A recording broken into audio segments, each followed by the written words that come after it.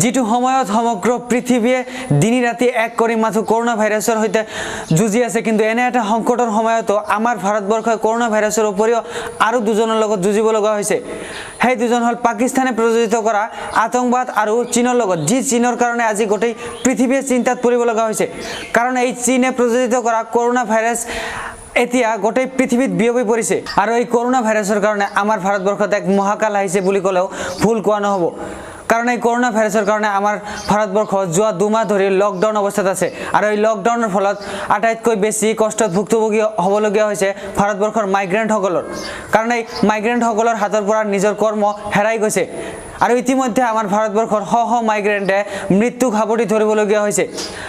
আৰু যাৰ কাৰণে আমাৰ ভাৰত চৰকাৰে লকডাউন 5 ঘোষণা কৰিছে কিন্তু এই লকডাউন 5ত থাকিব বহুত শিথিলতা যাতে আমাৰ ভাৰতবৰ্ষৰ ইকোনমিক ক্ৰাইসিস কিছু পৰিমাণে উন্নত কৰিব পৰা যায় কাৰণ বৰ্তমান সময়ত আমাৰ ভাৰতবৰ্ষৰ ইকোনমিক ক্ৰাইসিস প্ৰায় ডুবি যোৱা অৱস্থা আৰু যাৰ কাৰণে লকডাউন 5ত প্ৰায় সকলো ধৰণৰ বিজনেছ খুলি দিয়া হৈছে কিন্তু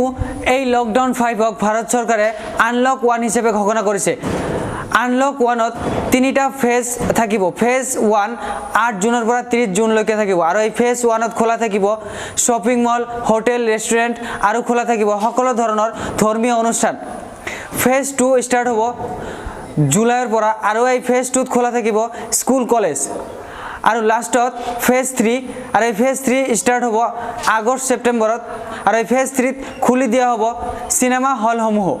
আমি সকলো ধৰণৰ কাম কৰিব পাৰিম কিন্তু সোশ্যাল ডিস্টেন্সিং আৰু মাস্ক পৰিধান কৰাটো বাধ্যতামূলক